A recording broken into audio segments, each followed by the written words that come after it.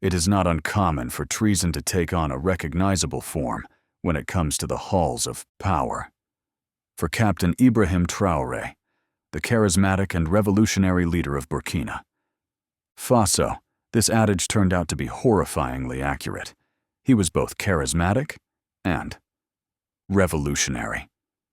The horrible murder attempt known as the Perfume plot is said to have been carried out by none other than the chief executive officer's own sister-in-law. The nation's head of state narrowly escaped what is now being referred to as the Perfume plot, which is a story that is still unfolding and has captivated the nation and shocked the continent. Throughout the course of this exposé, the story of deceit, loyalty, and the toxic intersection of the politics and family is investigated in great detail. The clandestine operation, the internal differences that it exposed, and the consequences that this has for the future of Burkina Faso and Traoré's leadership will be the subject of our analysis, which will take place over the period of nearly 4,000 words. Within the first chapter, which is titled Shadows in the Palace, the ascent to prominence that Ibrahim Traoré undertook was a phenomenal one. A young army officer, he had a vision of Pan-African sovereignty. He was a very ambitious individual. In the year 2022, he gained power through a revolution that made a commitment to rid Burkina Faso of its reliance on nations outside of its borders, as well as corruption. The young people were captivated by his speeches. The Western powers were shaken by his policies, and his stance on Africa's right to self-determination gained him praise from nations all over the continent. But there is a cost associated with power, as Traoré was escalating his attempts to eradicate foreign influence. He also became more wary of the people who were linked with him. This occurred during the time that he was doubling down on his efforts, based on the information that was acquired from his elite security, who are renowned for their unflinching allegiance and rigorous surveillance. It was determined that there were rumblings of unhappiness among members of his extended family.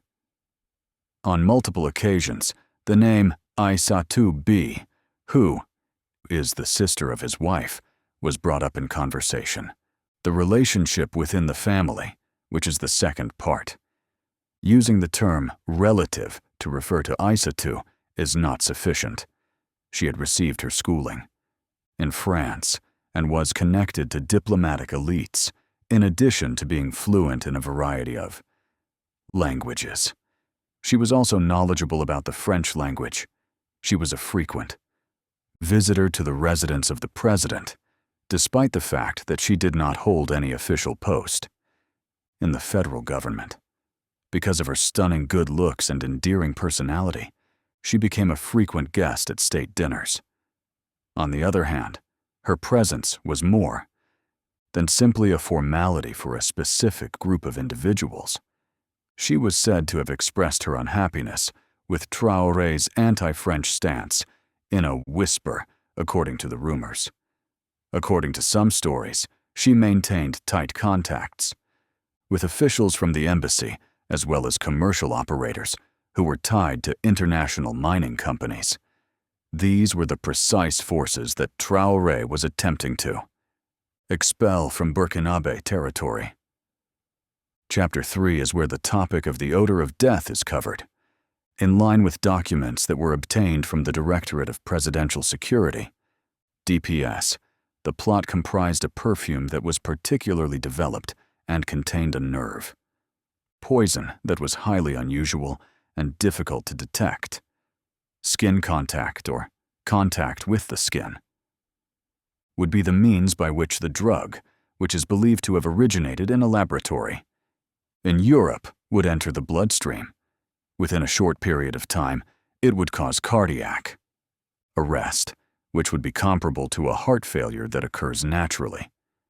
Aissatou presented the fragrance to her family on the evening of April 19th, as they were enjoying a tranquil meal together in Ouagadougou. She did this as a gift to them. Her description of it was that it was a new luxury scent that was rare and expensive, and that it originated in Europe. After the container was opened, Traoré, who is known for his graciousness when he is in the company of his family, granted her permission to spray a small amount of the liquid onto his wrist. Within a short period of time, he got the sensation that he was going to pass out. The paleness of his complexion was something that his bodyguards noticed about him. All of the emergency protocols were called into action. He was sent to the military hospital, which was under a complete lockdown at the time. Once the investigation has begun, the fourth chapter will be presented. Following that, an evening that was overflowing with chaos ensued. Those working for the Department of Public Safety questioned each and every member of the household staff. It was decided that the bottle need to be placed in a secure laboratory for further examination. The findings of toxicologists indicate that within 24 hours, the presence of a material that is prohibited by international law, the nerve agent VX fluor, was discovered to be present. Aissatou was taken into custody in a clandestine manner. The general public was informed that the president was only undergoing routine health monitoring. This was the explanation that officials provided. From the other side of the coin, a counterintelligence operation had already begun within the confines of the royal walls. Conversations and data relating to finances were investigated by the Department of Public Safety. Through the use of her phone, it was determined that Aissatou had been having encrypted talks with a European handler. As can be seen from the bank statements, there was an unexpected deposit of euros coming from accounts located in offshore locations. There was a storm brewing in the horizon. The sixth chapter is titled, How to Unravel the Web. Throughout the course of the interrogations, a more comprehensive plan presented itself to the investigators. There is evidence to suggest that the conspiracy was linked to a larger network that included exiled Burkinabe elites, foreign operatives, and commercial lobbyists, who were dissatisfied with Traoré's decision to nationalize gold and lithium mines. A dossier that was retrieved from one of Aissatou's other hiding locations contained documentation of the preparations that were made for power transfers that are to take place after the assassination incident. As prospective successors, those individuals who were committed to Western interests were included on the list.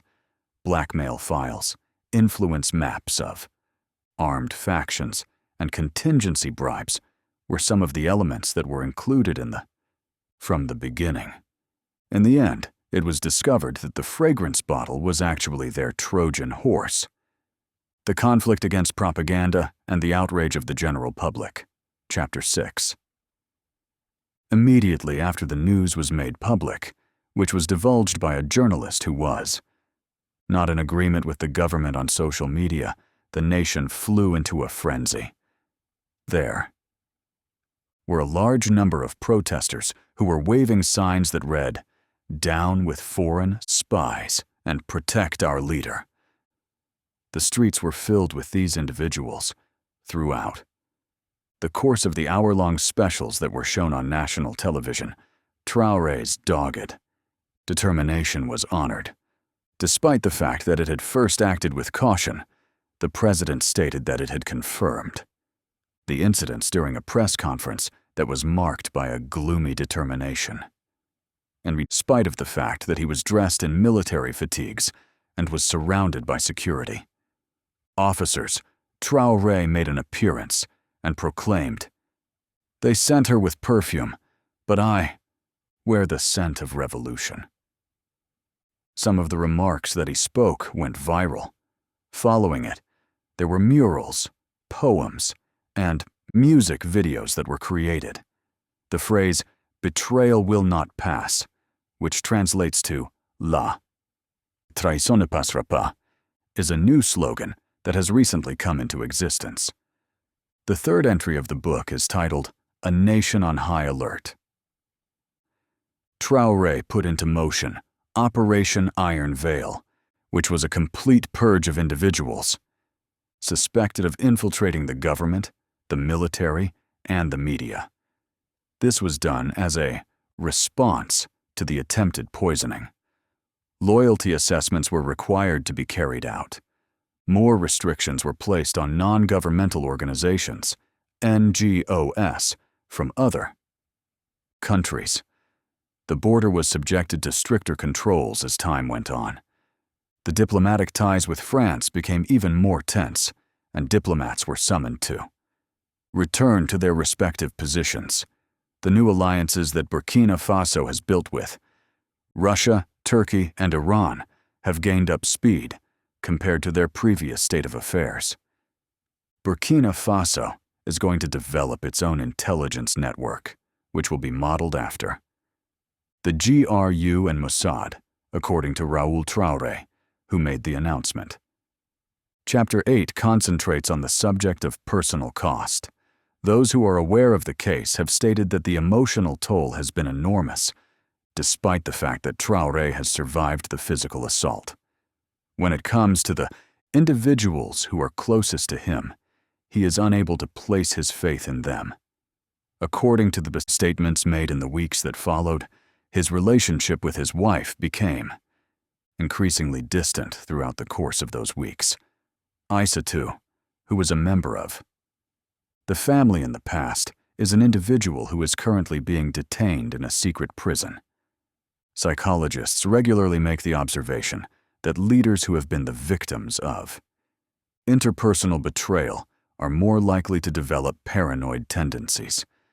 It is possible that Traoré will become even more reclusive, placing a great reliance on a small inner group that has gotten more rigid. This is the argument that they have for themselves. The implications of this for Africa are discussed in Chapter 9 of the book. Not only is this attempted assassination a drama that is taking on in Burkina Faso, but more than that. This particular fight is a reflection of the larger struggle the continent of Africa is engaged in for its spirit. In the process of governments striving for sovereignty, the opposition from countries that were formerly colonial powers becomes more harsh. Additionally, the fact that Traoré was able to live has provided other African leaders who regarded him as a symbol of resistance with an increased sense of confidence. It has become ingrained in the legend of leaders such as Thomas Sankara and Patrice Lumumba, who were persecuted for excessively loudly dreaming about their futures. Currently, his story is incorporated into a concluding statement. The revolution is still going on, despite the fact that the fragrance was created with the goal of putting an end to Traoré's revolution. It has instead become a symbol of the persistent nature of the revolution. It was a demonstration of the fact that hazardous situations can be encountered even in the most personal of settings. Nevertheless, it was also evidence of the persistence of a leader who was not willing to submit to the authority of others. The situation in Burkina Faso is currently at a critical crossroads.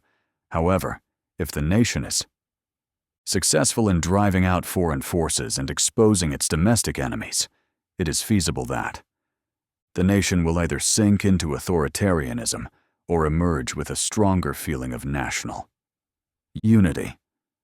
Both of these outcomes are distinct possibilities. There is one thing that can be said with complete certainty. History will remember the day when the palace was filled with the scent of betrayal, yet it was not able to put an end to the uprising that was taking place.